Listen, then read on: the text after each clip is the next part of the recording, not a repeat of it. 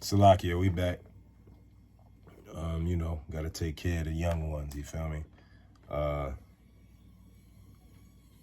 So I'm going to just go to this Jeremiah 30:10.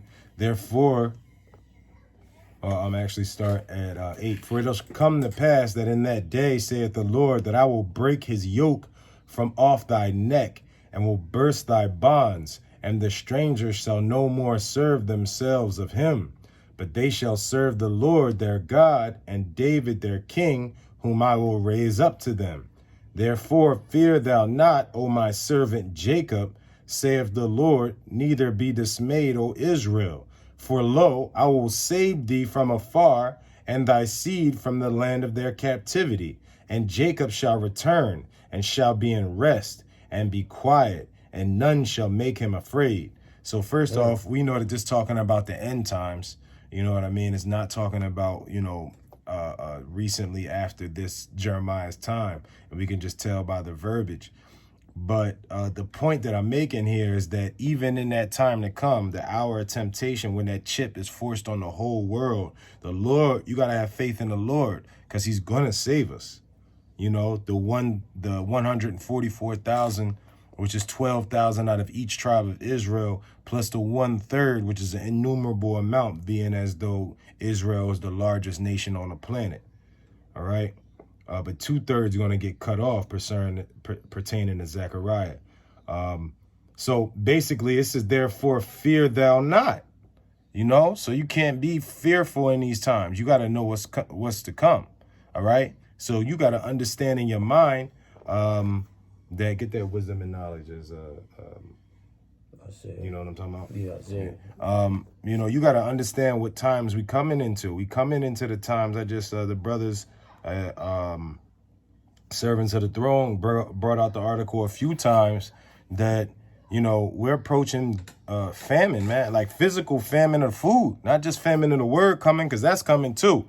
A lot of brothers can't, accounts been getting cut off, but the meat packing industry, vegetable industry, all those guys is talking about how much food they had to basically let go to waste because of these quarantines, man, which is plummeting the stock price, which is also making it a food shortage. We're not seeing it immediately now, but 1 week without food trucks coming in will devastate every city.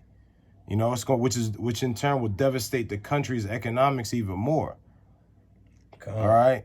And, even that is the play to turn people, against each other. Inadvertently, what I'm trying to say is Esau is helping out the Most High with these prophecies. You know what I mean? He don't even understand that everything that he's doing to try to preserve his kingdom is basically getting closer and closer to the demise of this wicked ass kingdom and the setup of the righteous kingdom, which is the kingdom of the Most High God of Israel. All right. But of course, these prophecies got to come to pass. And one of the biggest prophecy is that microchip. All right. So you got to understand what times we coming into. You got that up? Yeah, I got that. Bring that out. So Isaiah 33:6. I'll start at 5. Yahweh is exalted, for he dwelleth on high. He hath filled Zion with judgment and righteousness. So right there, he telling you, you know what I mean? That he fills Zion with righteous and with judgments and right, meaning he give Israel the laws. You know what I mean? And he also gives us the wisdom to understand through his spirit. But keep going. It's verse 6. And wisdom and knowledge shall be the stability of thy time. So basically, the Lord is opening up these secrets right now to his prophets, and the word is being preached all on the land. Read that one more time, the last part. It's verse 6. And wisdom and knowledge shall be the stability of thy time. So you got watchmen like the brothers and the elders of GMS, starting with the elders on down, and they breaking down these scriptures and they putting out the word into the world. All right. So the wisdom and the knowledge is out here. All right. Now the Lord got to prick your spirit, for you to be able to understand and for you to get it first and foremost, starting with the name, and the knowledge of the times that we in and salvation through Yahweh Shai and of the Israelites. All right. So but as good as it sounds, you have to understand also that we coming into a time of great tumult, a great, horrible, black, a bleak day of the Lord. You know what I mean? It said the day of the Lord is darkness and yet very much darkness. You see what I'm saying? So yeah, our salvation is coming, but not before the prophecies are fulfilled. You know what I mean? Before we got to the promised land in the first Exodus, we had to go through 40 years in a wilderness, which was hell. And we going to go through that again. Not to say it's going to be 40 years, but you could see right now the country's collapsing. You know, all the rights is being taken away. Civil liberties are being taken away. We're being lied to by our central government, been manipulated by the money system.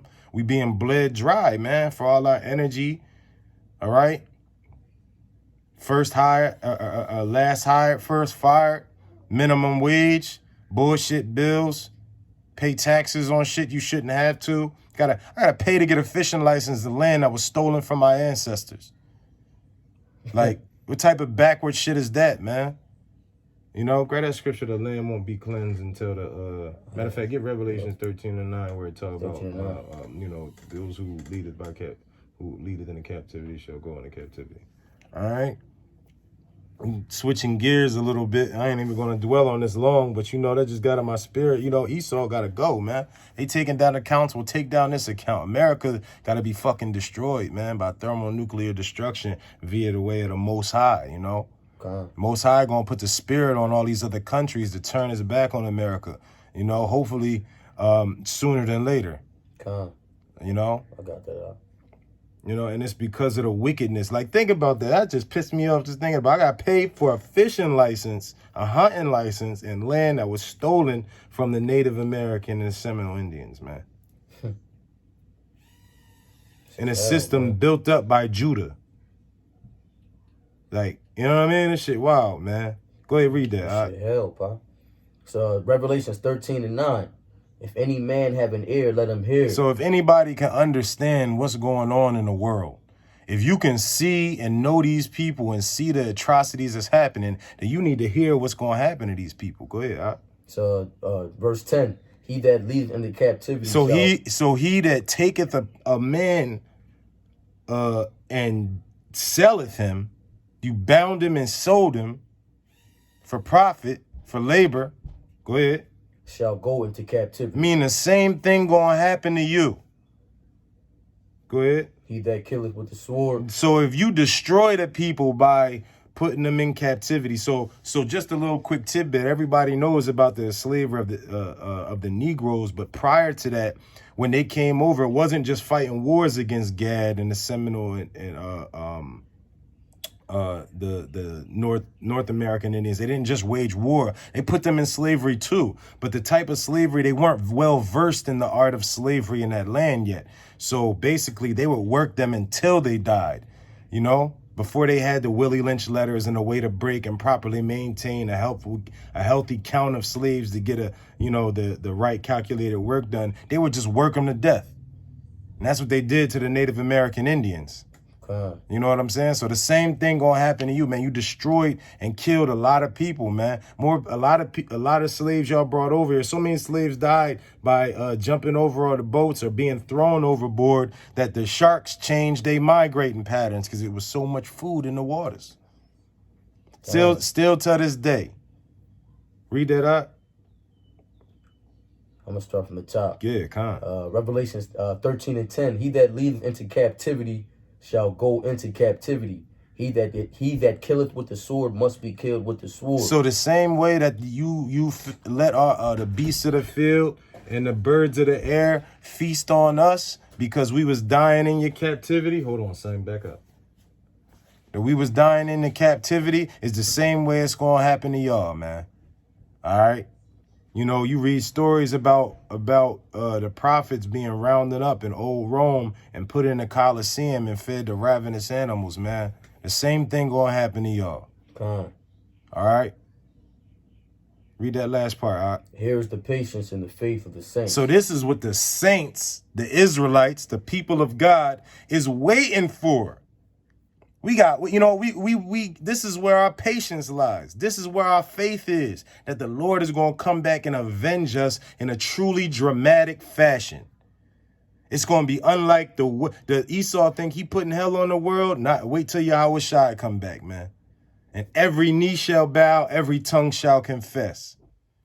All right. And with that, we just going to say shalom and keep enduring, because this wicked kingdom about to fall, and the Lord Yahweh Bashem Yahweh Shai about to come back and avenge his men and his nation, his people. All right. Shalom, brethren. Shalom.